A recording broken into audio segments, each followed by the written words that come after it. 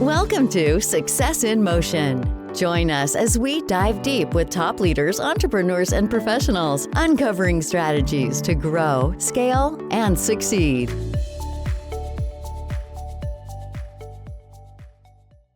Hey guys, welcome back to another episode of Success in Motion. This is Michael Bishop, your host, and I'm here today with Ryan Lundquist. Ryan was an instrument setup and delivery driver turned full line sales rep for Zimmer, and he's taken all of that experience to set him up to be a MedTech consultant, driving efficiencies with everyone that he works with. Ryan, how are you doing today? Doing well, Michael. How are you doing? I'm doing pretty good. Tell me a little bit about what I just said, what that means to you. I think everybody's journey is different, right? You start off in a market or in a world that you believe that this is going to be your path, and orthopedic sales was something that I was lucky enough to get an interview a long time ago, 2004, 2005 time. And the idea behind being in the operating room and helping surgeons, helping staff members with these fascinating procedures, it was really a lot for me. Not coming from a medical background, being interested, not wanting to sit still, and not really understanding how am I going to do this whole career thing. Finding something that I love to study and that was challenging was absolutely important. So once I got into it, I realized how in depth and the layers that go with learning total knees, total hips, total shoulders, total elbows, revisions for all of these, and then also the nuances behind how to integrate yourself into a staff that you're not a part of. You're not an employee of these facilities. And you might, so there are reps out there that have 30 and 40 facilities that they go into in their territory. Some may have 2 or 3, some may have 1, but you're still not an employee of these facilities. And as an early vendor, as an early rep, my dad was a hospital CEO for 30 plus years. He happens to be my business partner now. I drug him out of retirement just for giggles. But what he told me was, from the top down, from the bottom up, can you ingratiate yourself into the facility's daily life? And as a vendor, sometimes that's difficult because you've got contract negotiations, you've got all the noise that goes around patient care. And having grown up around a hospital and been around doctors and been around administrators and been around people that take care of patients, to me, this was fascinating because if I could make money in a world where, hey, the patient care thing's familiar, let's take a run at it. As you become more experienced, I guess, you learn that the sales aspect is not as important as the people part. And I think that's the most fascinating piece to me is, to use the term human capital management takes a lot of emotion out of it, but being able to understand the people that are in front of you and what their needs are, and having the ability to solve for those needs, or even the ability to ask better questions to draw those needs out, then it becomes less of a sales process. And what I struggled with early was I couldn't sell a primary total knee or a primary total hip very well because they were very similar to other primary knees and primary hips. But what I found was the specialty products really woke me up in regards to how I could go out and share that message. Because I feel like too many times when you try to go sell something, it comes across as a sales pitch. And when you're doing in regards to healthcare, it just felt a little off to me. And so the idea of I'm curious to find out how a surgeon would use this product kind of became my mantra. And that is what are the questions I could ask to draw out more information rather than assuming I already know. If I walk in and I spew the features and benefits as a sales guy, who's listening to that? And I had a lot of impactful people, some positive and some not so positive. Feedback in sales is pretty direct. But as I grew through the process into a rep, the value of the products started to stick out. Revision products took a step up. Okay, total elbows, total shoulders, reverse shoulders. I didn't really get into the trauma world, but when it came to these intricate pieces, I could be more valuable in the operating room, and I could be more valuable in the days leading up in a big revision, because I was working with the staff, with the doctor, with their schedules, everything involved to make sure that they have what they need. And that process was not what I thought it was going to be. It was more collaborative than it was sales. And so, go ahead. You've said a lot there, and there's some key points that I want to focus on. You talked about being able to walk into a room and integrate yourself in a team, no matter what the team is, where the team is, how many people are on the team. How do you manage that? How do you instantly walk in and get the respect that you need and the rapport that you need to be able to tell a doctor, a surgeon who has how many years of experience and how many years of study? A lot of those guys, no offense, doctors, but you sometimes come across with an ego, and you have a sales rep coming in. Like, how do you manage that and be able to get what you need to have that influence over them? There's a couple of words in there that, the captain of the ship is the doctor involved. He or she, that's their domain. And our job is to me is to fit into that domain with some value, not just be there. And so the idea behind taking a message that might be new to a surgeon, and to be honest with you, if I'm a patient, I want a surgeon that's got some confidence. I want them to trust and know that they are the best at what they do. Otherwise, why did I choose them, right? And so as a vendor, you step back and you think, well, what is my value to this doctor? And sometimes it's different based on your product than you think it is, because your product can be used, depending on what it is, different ways. Is it an instrument? Is it an implant? Is it a combination of the two? And drawing out the needs of the surgeon and fitting in, to me, is you've got to check your ego at the door. When you walk into a hospital, your ego stays outside.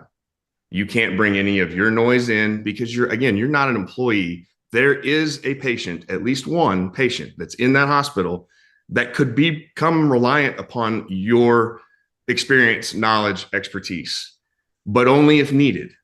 So the idea is to heavy train up front, is to in service. Anytime you have a new product, is bring it into the facility and make it part of what they do, rather than walk it in, assume they know, and walk in and then deliver messaging. Because a rep that delivers messaging is not listening. And I just don't think that they're going to be around long.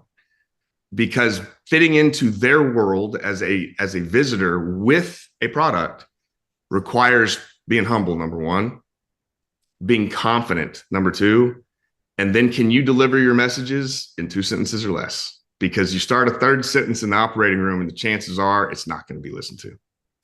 Yeah, there's no time for that.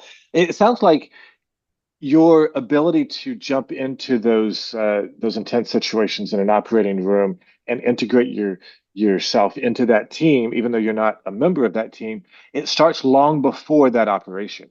Absolutely. You have to go in and build a relationship with the doctors before they even start to use your product, and make sure that they see value in having you in that room. What would be some tips and tricks, some things that you've learned over the years of how to build that rapport to get them to trust you in the time of need? I think the best way to condense that time frame of building trust is to be curious, is to understand your role, what your job in the environment truly is, and then be curious enough to ask the questions to get everybody to see how you do value the process, not just the dollar figures that come with making a sale. So in other words, can you dig in with the surgeon? Do you understand where they went to school, who their influencers are in regards to not the way that it looks on social media nowadays, but who taught them what they know? And in their practice, as they came out of training, who taught them how to polish what they know? Is that individual? Is that team related? Is that a partner? Is whatever that might be, but it starts to form, and I say profile. If we can categorize personalities, we can have a better way of asking questions that might get there quicker. So in other words, if I can ask the right question more efficiently, can I provide the value they need more efficiently? And I think yes. And you build trust not by telling people what you know, but by asking them what they need and being able to provide that solution. Yeah, I love sales and negotiating and the psychology behind it. And one of my favorite books about sales is Never Split the Difference by Chris Voss. And I recently was going over chapter 9 of that book. It's near the end of the book, and it's talking about well, it, you can do profiles of people, and you have 16 plus profiles of personality types. But once you get to that many, it's hard to keep track of the nuances. So he's actually breaking it down into 3 different types of negotiating styles. You have the assertive, you have the data analyst, and you have the accommodator. And he's taken those 16 profiles and basically put them all into that. And you have to understand how your specific style functions in relationship to another person's style. If you're assertive and you're going to a data analyst, you can come across aggressive without meaning to. And if you don't understand the accommodator and how they will talk to you about anything and everything because they just want to value that relationship more than getting something out of that, like, you can just waste a ton of time. So understanding other people's personalities and what they need, not to mold yourself to be. It's not to manipulate, it's to understand. It's not to manipulate. It's to understand what they need and not come across as a jerk to them and help them get to where they need to be. That's super fascinating. What's been your experience with that? I think that is where my head goes 90% of the time when we're trying to build a message or deliver or scale a message. I mean, imagine trying to take a specific message that a company has and spread it across the country, much less the globe. There's got to be some consistency to it. And when it comes right down to executing basic fundamentals for success, are you confident enough to deliver what you know in your personality, but in the environment the right way? So in other words, can you read the person in front of you? And it's a personality exam. It's a red, green, yellow, blue personality exam. How do reds communicate with blues and greens with red? But it's very similar to that, because what it means is you took time to understand the other person, or whether it's a client or it's a partner or it's a facility or it's just a team of healthcare professionals. Why are they there? And it's not just to listen to me. And they definitely don't care what I don't have enough education to be relevant to that. I have experience and I have a product. And if I can mix that with my personality and I do it correctly with the delivery, then all of a sudden that trust starts to become less rigid and they start to engage. And when people speak, they typically speak with emotion. And I want to draw those emotions out in a positive fashion. How can we solve for the things that bother you guys? And if we can do that, it's going to take me asking questions and then listening to the issues, putting it all together, and then bringing it back to you guys and say, hey, what do you think? Could we pull this off? Could we do this? But you walk in the door with, hey, here's what we're going to do. There's no trust. That just becomes a checklist, and checklists don't get used in healthcare. Yeah, a checklist, they can come up with their own checklist and they can check the boxes. They want somebody who they can trust to have the answers when they need it and know that. And to help them walk through it, walk the journey with the customer and watch the trust build. It's not about just dropping something off and saying, hey, it works, here you go, or I already did that training. To me, it is a constant relationship building. It's revisiting, it's understanding the debrief after a case is really important. The communication, instead of trying to solve it in the operating room, if it doesn't have anything to do with us moving forward step by step, let's discuss it afterwards. Let's not redesign something in the OR, guys. I'll take my notes. I've got my book right here. And anybody that's book on book. But the idea is let's do it right for the people at the right time. So the patient needs us to do this right now, but future patients need us to collaborate to make it better. And how do we do that? We need to know what our resources are, our network is, and then setting expectations is really, maybe go back all the way to the first question. What is it that I think is needed? If you can set expectations properly and then you deliver on those expectations, I feel like you're going to have a partner or a client that you could go back to. But if you burn that bridge because you're trying to make a quick sale, or your product is perfect, which no product is, it's understanding the nuances of what the needs are and then what you can provide. Yeah, those are very valid points. So you are currently in the consulting space. Yes. Consultants, no offense, are a dime a dozen, right? Yes. What makes you stand apart from all of the other consultants? I think that is Michael, that's a great question, because that's a hard one. And having been in the consulting world not very long, I mean, I've spent 20 years in the MedTech industry, and then jumping. I think the solution part of this is what really fascinates me. It's not the term consultant, because I think that's just a generic term of, is that person really helping you solve anything, or are they getting paid to consult? There's a big difference. Yeah. And I think the miss in the medical market, especially MedTech, and you can across specialty, but what I see is too many people wanting to solve before they do their homework, or having generic type solutions, but no real teeth to them. No roll up your sleeves and here's how you do it, right? This is what you need to do. And so they spend a lot of time and money and bringing people together and talk. And I think the assessment period during a consultancy is important, because you're going to be able to diagnose, but it should be quick. I think the solutions piece should be a partnership. And this is where I think I myself and the Phoenix Group as a company, what we're trying to do is solve for the things that have not been solved for yet. But we don't have the answers. We want to bring the right people to the table. So in other words, you could call it a broker, you can call it a middle. In other words, if we come in and we can create time and space in one of the departments like SPD with a product that actually is going to be able to, well, what would you do with one extra case a day, doctor? Well, leadership at the facility, how would you manage an extra case a day per OR? If you could do that, what would that look like? And if we can be the group that creates that initial level of efficiency, and then with our experienced partners, bring in the right tools to help rather than our tools to help. And so really getting out into the market and finding these new AI products are, some are for the clinic, some are for the OR, some are peri-op, some are post. But the understanding of what they can do, and really the nuances of what they can do, they're not going to fit every single facility.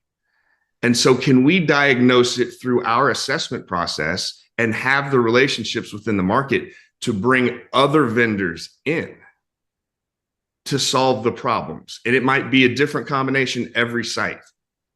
But our job is to walk the path and provide the partnered solutions, rather than walk in the door and say, our product wins every time. Our solutions are we're going to find them. That very last thing that you said is very crucial, right? Knowing the limitations of what you have to offer and not being afraid to own them, right? Yeah. A lot of guys who are consultants, they're like, I can consult for anybody and everybody. It doesn't work that way. Your personality is not going to get along.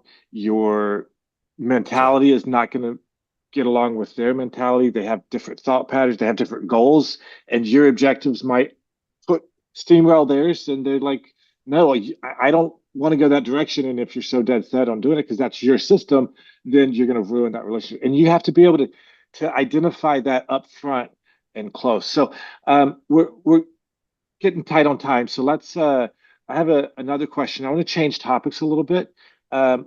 It's a hot topic right now with juggling work-life balance. How do you do that, and do you think it's actually necessary?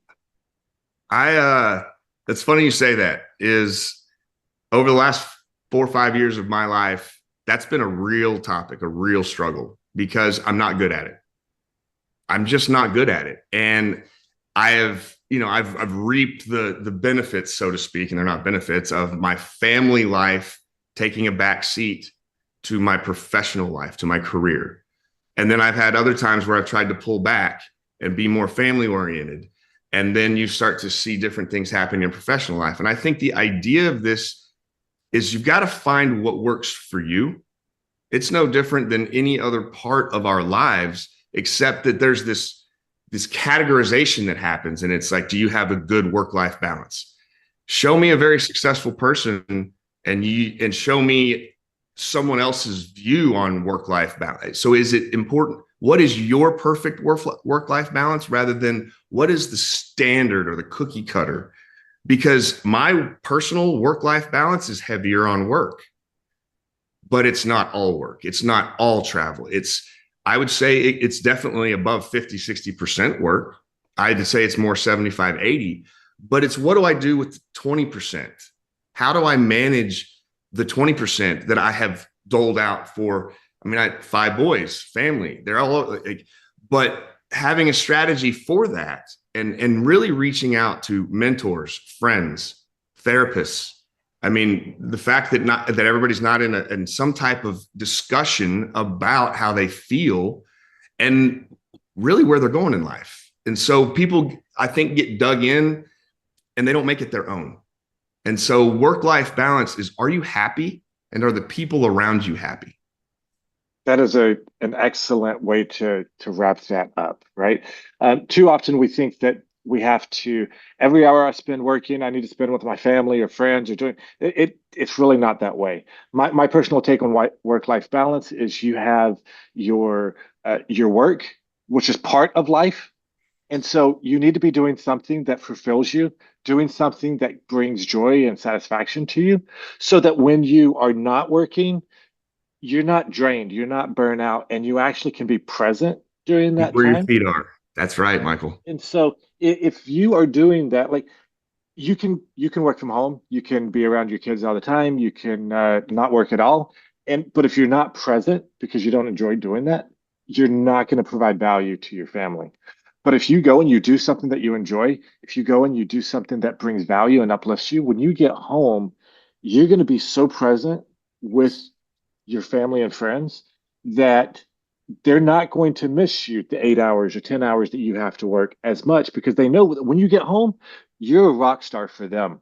And being Yes. able to do that, I think that is the key to work-life balance.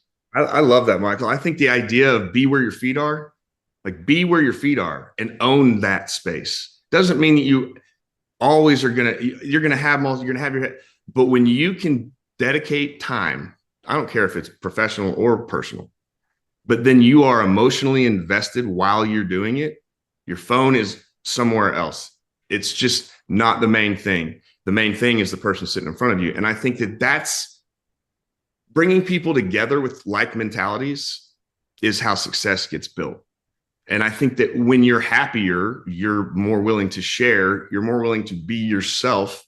And if you put a room full of people together and they all have different skill sets and different personalities, but one same goal, things are going to go well.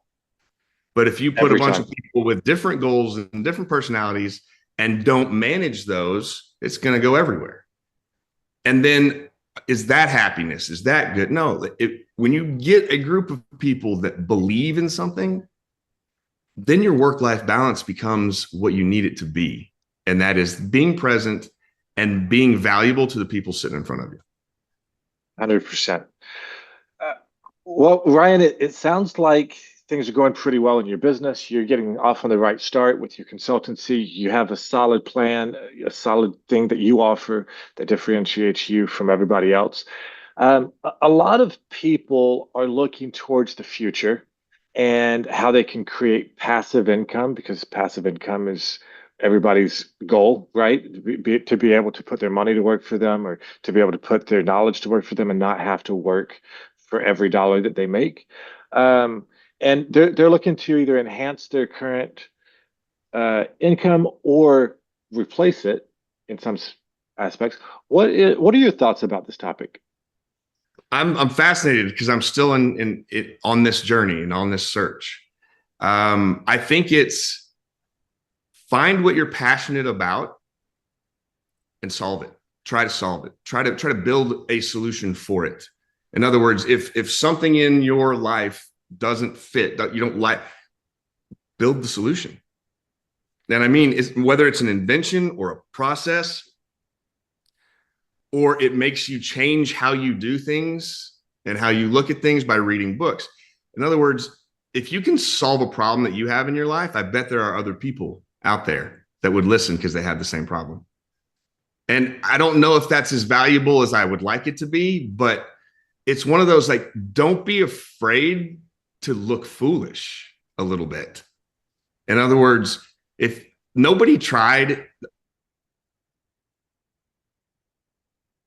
do it perfectly, but at least you go do it, right? At least you're going to go nail it. And I think that's the idea, is get started on it. And I've got a lot of people in my life that are like, Ryan, it doesn't have to be perfect before you go. And I think that's a huge piece that I'm learning. Be willing to fail on big stages in regards to the little things, not the big pieces, but don't expect perfection when you first start. Expect struggle, but keep your passion up. Stay you. Your personality and your passion will deliver. And then ask the questions on how you get better. Yeah, I used to be the type person who would overanalyze things. I would think that you have to have 100% of the answers before you can make that first step. And then I quickly realized that if you have that mentality, you don't do anything, because who is 100% on anything, right? And Right. so over time, I've been able to move myself more towards that 80-20 rule, Mhm. where you don't need 100% of the facts. You really only need about 20% of the facts, but it's the right 20, the 20% that's going to get you the 80%, and then everything else will fall in place. And I love it. if It's good. if you run by that methodology, you're going to get started. If you try and do the 100%, you're going to get paralysis of analysis. You're never going to launch. You're never going to do anything. I used to get freaked out about building the airplane as we're taking off, right? But now I thrive in that aspect, because you might build an airplane that doesn't fly the way you want it to fly, and now you have a complete airplane, and it's this big monstrosity. And if you go back and you make this one change that you needed to make in the beginning, that you didn't know that you needed to make, it could crash the whole system, right? And so building it as you go, it gets you started, it makes you more flexible and agile, and it's going to take you to that place where you want to be.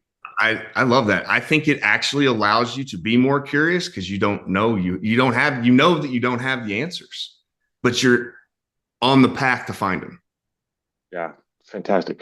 As we're wrapping up our interview here, what exciting plans or initiatives do you have over the next 6 to 12 months?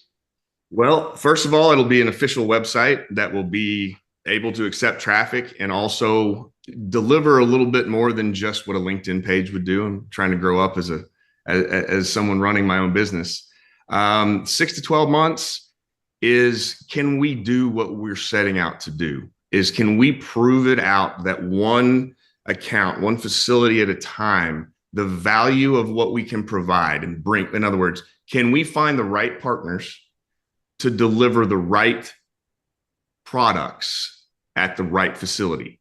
And I think in the next 6 months, we'll see it happen a few times.